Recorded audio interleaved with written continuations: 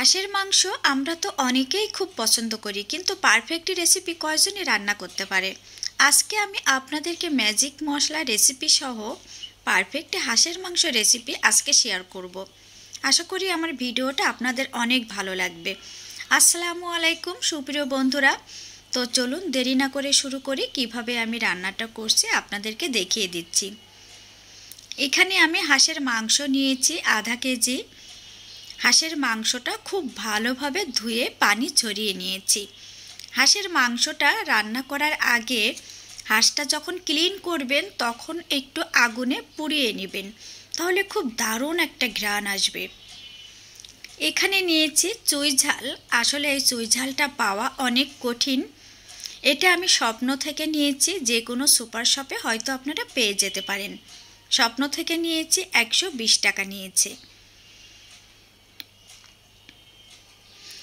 কিছু মশলা আইটেম দেখিয়ে দিচ্ছি। এখানে আমি ধনিয়া নিয়েছি, রাঁধুনি নিয়েছি, দারুচিনি নিয়েছি, জিরা নিয়েছি, আজওয়াল নিয়েছি, এলাচ নিয়েছি, শাহি জিরা নিয়েছি অল্প একটু, কালো গোলমরিচ নিয়েছি অল্প একটু, এক টুকরা লং, শুকনো মরিচ, স্টার মশলার এক টুকরা, জয়ত্রীর এক টুকরা আর একাঙ্গীর এক টুকরা।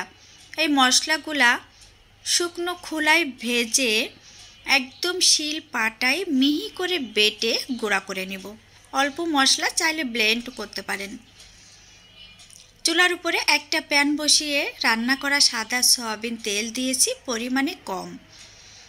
এখানে কিছু ফালি করা আলু লবণ হলুদ মাখিয়ে তেলে একটু ভেজে নিচ্ছি। যেসব বাচ্চারা মাংস খেতে চান না তারা আলু দেবেন। আমার ছেলে তো মাংস খান না, যার কারণে আলু দেয়া।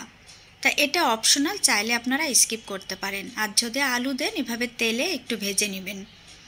পেঁয়াজের পরিমাণটা একটু বাড়িয়ে দিবেন। এখানে আমি পেঁয়াজ কুচি দিয়েছি 1.5 কাপ। এখন এই পেঁয়াজটা লাল করে ভেজে নিতে হবে।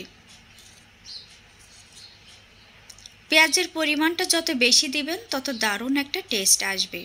পেঁয়াজটা আমার ব্রাউন কালার করে ভেজে নেওয়া হয়ে গিয়েছে, যেন পুড়ে না যায়, আবার জন্য ব্রাউন কালার থাকে। পেঁয়াজ বাটা দিয়েছি 1/2 কাপ,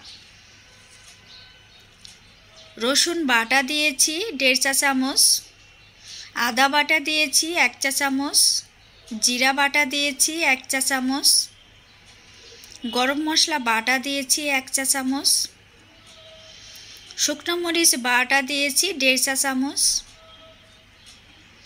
লবণ দিয়েছি স্বাদ অনুযায়ী, হলুদের গুঁড়া দিয়েছি 1 চা চামচ, আর গুঁড়া মশলা দিব 1 চা চামচ। পেঁয়াজ বাটাটা লাল হওয়ার কারণটা হলো এখানে আমি আগে শুকনো মরিচ বেটে নিয়েছিলাম, যার কারণে পেঁয়াজটা লাল হয়ে গিয়েছে।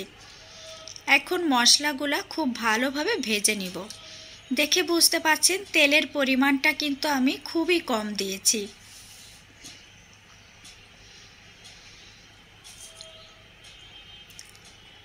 খুব ভালোভাবে একটু ভেজে নিয়েছি। এখন এখানে নারিকেলের দুধ দিয়েছি 1.5 কাপ। নারিকেলটা আমি আগে থেকে কুড়ে উষ্ণ গরম পানি দিয়ে চেপে চেপে দুধটা বের করে নিয়েছি। নিয়ে 1-2 মিনিটের মতো একটু ভালোভাবে মিশিয়ে নাড়াচাড়া করে নিচ্ছি।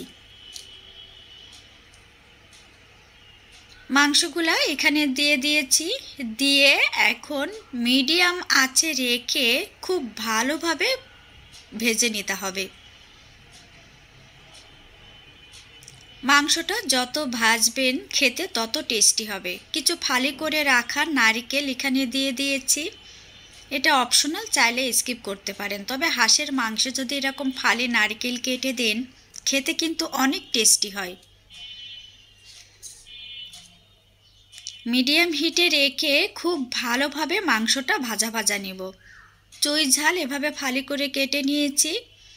কেটে নিয়ে এখানে দিয়ে দিয়েছি, দিয়ে মাংসটা একদম ভাজা ভাজা করে নিচ্ছি। দেখেই বুঝতে পারছেন মাংসের কালারটা পুরাই চেঞ্জ হয়ে গিয়েছে। একটু সময় নিয়ে অনবরত নাড়াচাড়া করে ভেজে নেবেন। দিয়েছি আস্ত রসুন আর আলু আগে থেকে ভেজে রেখে দিয়েছিলাম, দিয়ে দিয়েছি। আবার একটু গুঁড়া মশলা এখানে দিয়ে দিব। দিয়ে আবার একটু 5 মিনিটের মতো নাড়াচাড়া করে ভেজে নিব। মাংসটা তেলে যত ভাজবেন টেস্ট ঘ্রাণ ততটাই বের হবে। দিয়ে দেব কাঁচামরিচ দিয়ে আবার একটু ভেজে নিব। এই মরিচে পর্যাপ্ত পরিমাণে ঝাল আছে, যার কারণে 4-5টা দিয়ে দিয়েছি। যদি আপনার মরিচে ঝাল কম থাকে তাহলে একটু বেশি দিবেন। কাঁচা মরিচটা কিন্তু মাস্ট দিতে হবে। ফুটন্ত গরম পানি এখানে দিয়ে দিয়েছি পরিমাপ অনুযায়ী। আর মাংসটা যেহেতু অনেকক্ষণ ধরে আমি ভেজে নিয়েছি, অনেকটা কিন্তু গলে গিয়েছে। মাংসটা কাঁচা মরিচটা একটু আগে দেওয়ার চেষ্টা করবেন, যাতে মাংসের গা থেকে কাঁচা মরিচের একটা ঘ্রাণ বের হয়। মিডিয়াম হিটে জাল করে নিয়েছি। পানিটা বেশ অনেকটা কমে গিয়েছে। আর নারিকেলের যে দুধ দিয়েছিলাম ওই দুধ থেকে কিন্তু যথেষ্ট পরিমাণে তেল বের হয়েছে। গুঁড়া মশলা এখানে দিয়ে দিয়েছি, কাঁচামরিচ আবার দিয়ে দিয়েছি। এভাবে মাংস রান্না করলে গন্ধ লাগবে না, মাংসের গা থেকে কাঁচা মরিচের একটা ফ্লেভার আসবে। পেঁয়াজ বেশি দিলে একটা দারুণ মিষ্টি মিষ্টি টেস্ট আসবে, গন্ধ থাকবে না। আর মাংসটা রান্না করার আগে ভালোভাবে একটু কাটার আগে পুড়িয়ে নেবেন। পুড়িয়ে নিয়ে ভালোভাবে ধুয়ে তারপরে পিস পিস করে কেটে নেবেন। আর যে গুঁড়া মশলাগুলো দিলাম, এই মশলা দিলেও মাংসের কোনো গন্ধ আসবে না। চুই ঝাল দিয়েছি। আর সবসময় চেষ্টা করবেন বাটা মশলা দিয়ে মাংস রান্না করতে, তাহলে অসাধারণ টেস্ট আসবে। আজ এ পর্যন্ত, সবাই ভালো থাকবেন।